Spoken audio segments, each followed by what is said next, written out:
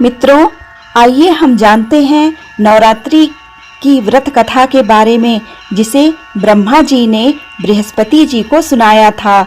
हे ब्रह्मा जी, आप अत्यंत बुद्धिमान, सर्वशास्त्र और चारों वेदों को जानने वाले में श्रेष्ठ हो। प्रभु कृपा कर आप मुझे बताएं कि नवरात्र का व्रत क्यों किया जाता है और इस व्रत को करने से क्या फल मिलता है और इसे किस तरह से करना चाहिए। सबसे पहले इस व्रत को किसने किया था? बृहस्पति जी का ऐसा प्रश्न सुनकर ब्रह्मा जी कहने लगे, हे बृहस्पति, प्राणियों का हित करने की इच्छा से तुमने बहुत ही अच्छा प्रश्न किया है। ये नवरात्र व्रत संपूर्ण कामनाओं को पूर्ण करने वाला है। इसको करने से पुत्र चाहने वाले को पुत्र, धन चाहने वाले को धन, विद्या चाहने वाले को विद्या और सुख चाहने वालों को सुख मिलता है। इस व्रत को करने से रोगी का रोग दूर हो जाता है, कारागार में पड़ा हुआ मनुष्य के बंधन छूट जाते हैं, पुत्रहीन को पुत्र होता है। ब्रह्मा जी ने बृहस्पति जी को जो कथा सुनाई वह इस प्रकार है। पीठत नाम के मनोहर नगर में एक अनाथ नाम का ब्राह्मण रहता था। वह भगवती दुर्गा का भक्त था।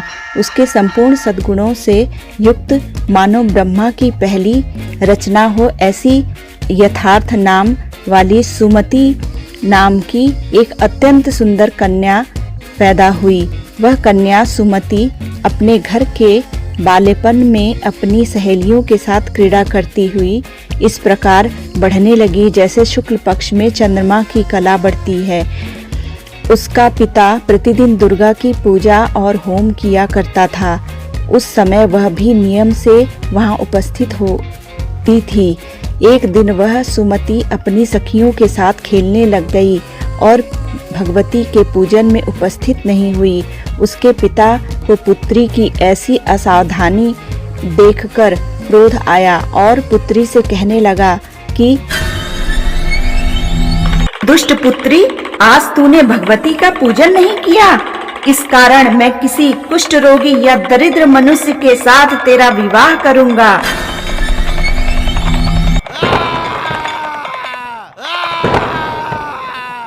इस प्रकार कुपित पिता के वचन सुनकर सुमति को बड़ा दुख हुआ और तब वह अपने पिता से कहने लगी, हे पिताजी, मैं आपकी कन्या हूँ। मैं आपके सब तरह से अधीन हूँ।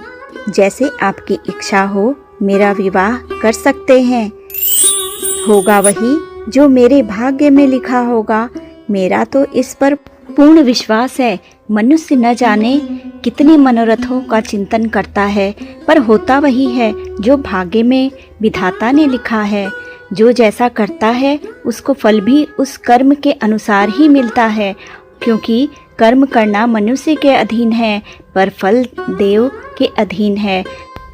जैसे अग्नि में पड़े हुए तृण आदि उसको अधिक प्रदीप्त कर देते हैं, उसी तरह अपनी कन्या की निर्भयता पूर्वक वचन सुनकर उस ब्राह्मण को बहुत ही ज्यादा क्रोध आया।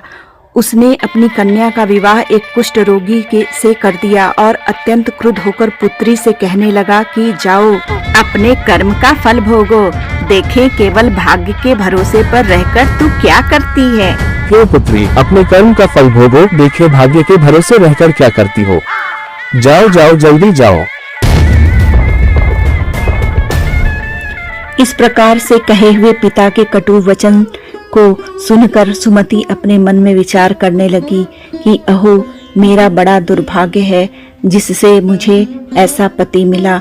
इस तरह अपने दुख का विचार करती हुई वह सुमति अपने पति के साथ वन में चली गई और भयानक वन में कुशायुक्त उस स्थान पर उन्होंने वह रात बड़े कष्ट से व्यतीत की। तब गरीब बालिका की ऐसी दशा देखकर भगवती पूर्व पुण्य के प्रभाव से प्रकट होकर सुमति से कहने लगी कि हे ब्राह्मणी, मैं तुम पर प्रसन्न हूँ।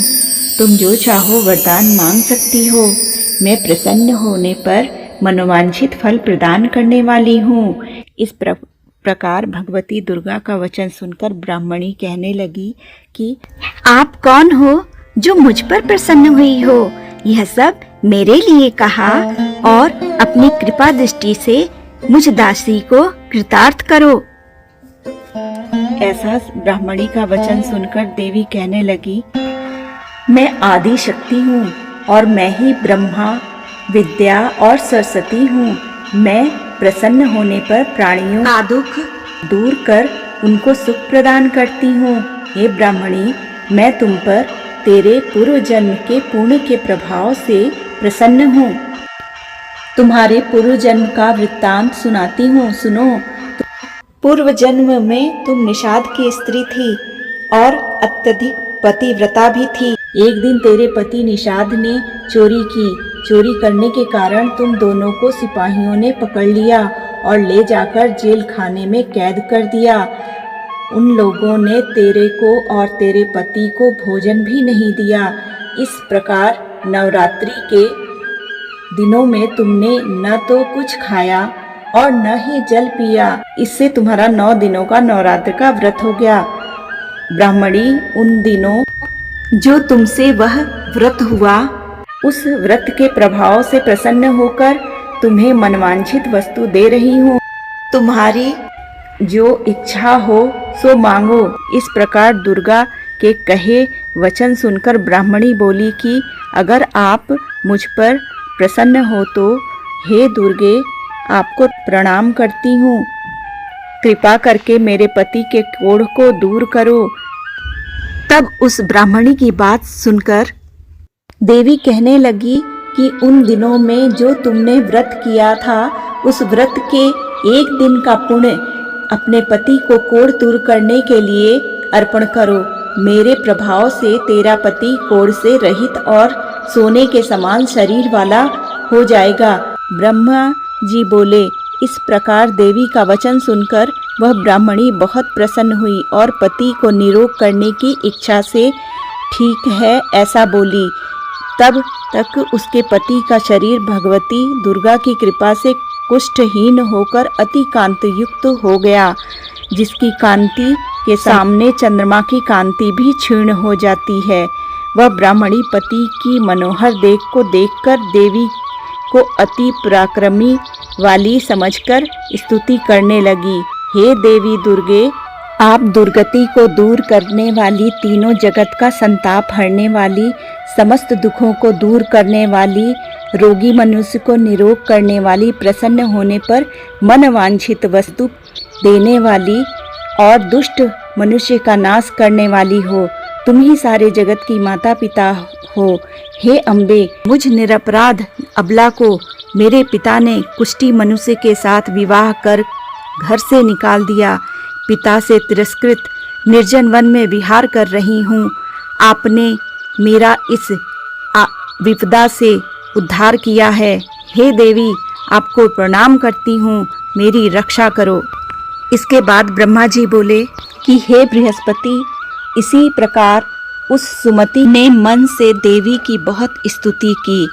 उसकी की हुई स्तुति सुनकर देवी को बहुत संतोष हुआ और ब्राह्मणी से कहने लगी, तेरे उदालय नामक अति बुद्धिमान, धनवान, कीर्तिवान पुत्र शीघ्र उत्पन्न होगा।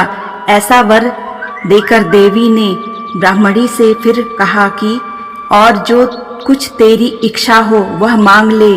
सुमति ने कहा कि हे भगवती दुर्गे, अगर आप मुझसे प्रसन्न हैं तो कृपा करके मुझे नवरात्र व्रत की विधि का विस्तार से वर्णन करें। ब्राह्मणी के वचन सुनकर माँ दुर्गा ने मुस्कुराते हुए कहा, हे ब्राह्मणी, मैं तुम्हें वह नवरात्र विधि व्रत बताती हूँ जो समस्त पापों का नाश कर मोक्ष प्रदान करने वाली है। इस व्रत का महात्म्य इतना महान है कि इसे करने मात्र से जीवन के समस्त कष्ट दूर हो जाते हैं। माँ ने आगे बताया, अश्विन मास के शुक्ल पक्ष की प्रतिपदा से 9 दिनों तक पूरे विधि विधान से व्रत करना चाहिए। यदि कोई पूरे दिन का व्रत न कर पाए तो एक समय का भोजन कर सकता है। विधि पूर्वक किसी विद्वान से परामर्श करके घट स्थापना करना चाहिए। वाटिका बनाएं और उसे प्रतिदिन जल दें। फिर महाकाली, महालक्ष्मी और महासरस्वती की प्रतिमाएं स्थापित कर नित्य पूजा अर्चना करें और पुष्पों से अर्घ अर्पित करें। उन्होंने अर्घ का महात्म समझाते हुए कहा, बिजौरा के फूल से रूप, जायफल से कीर्ति, दाख से कार्य सिद्धि, आंवले से सुख और केले से आभूषणों की प्राप्ति होती है। इसी प्रकार हवन में खांड, घी, गेहूं, शहद, जौ, तिल, नारियल और अन्य सामग्री अर्पित करनी चाहिए। गेहूं से लक्ष्मी, खीर और चंपा से धन, आंवले से यश, केले से पुत्र और कमल से राज सम्मान और दाख से सुख संपत्ति की प्राप्ति होती है। व्रत करने वाला मनुष्य इस विधान से होम कर व्रती को, आचार्य को विनम्रता से प्रणाम कर दक्षिणा देनी चाहिए।